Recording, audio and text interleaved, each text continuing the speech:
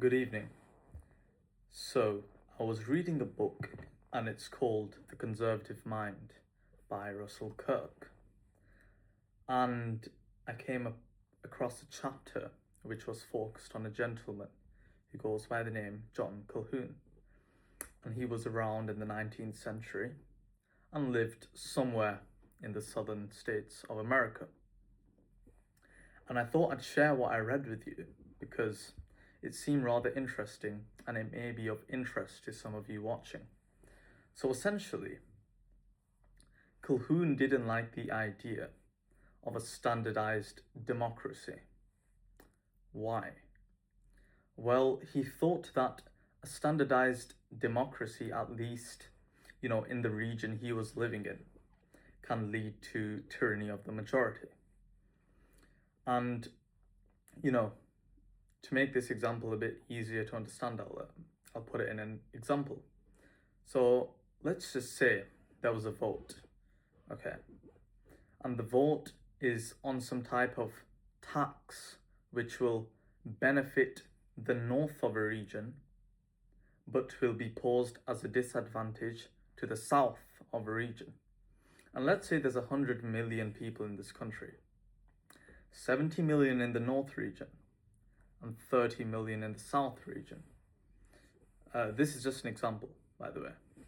So if there's 70 million in the north, 30 million in the south, and they're voting on a tax, one which benefits the north and doesn't benefit the south, then that means in total, you would see something like, the 70 million people in the north voting for the tax as it would benefit them in some way, and 30 million voting against it in the south because it wouldn't benefit them. But of course, the south is going to lose because, their population density isn't the same in the regions, and hence you get tyranny of the majority.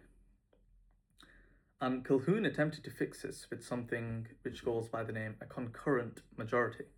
And instead of splitting, the country just into one big electorate, it decided to split it into groups based on different interests of a country.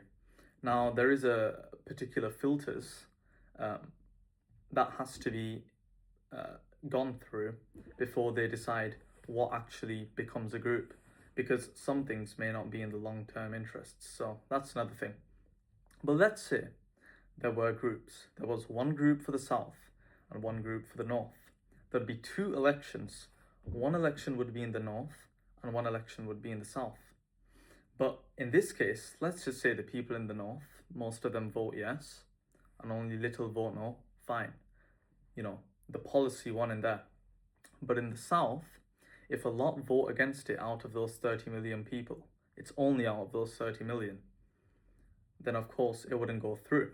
So then they can send a veto to the national government, and that way they can stop the policy from coming through. So this is what Calhoun thought would be a good idea.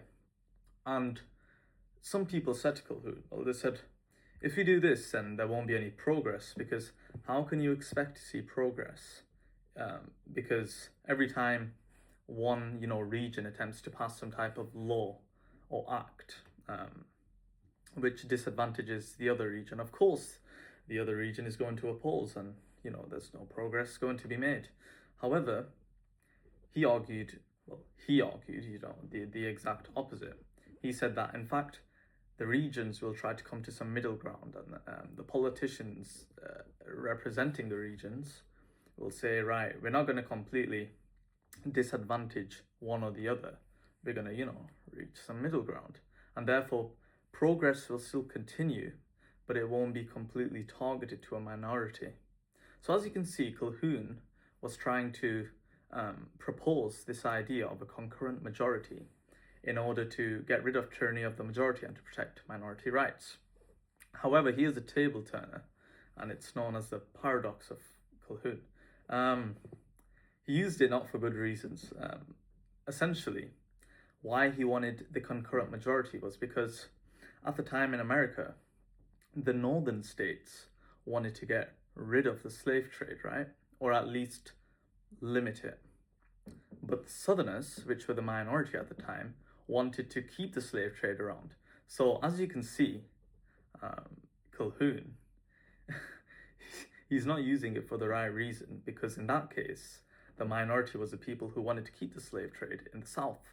So it wasn't for a good reason, of course. However, Russell Kirk still kept it in the book, The Conservative Mind, because, you know, he thinks that you can separate the tool from the mechanic. You know, the idea of a concurrent majority may still be good. I mean, of course, there will be flaws, as there is with any system, but he still thinks that it was worth mentioning, because if someone uses it for the right reasons, it can be rather effective, possibly, for protecting minority rights. So yeah, I just thought I'd share that with you, and thank you for listening. I hope you enjoyed. Have a good night.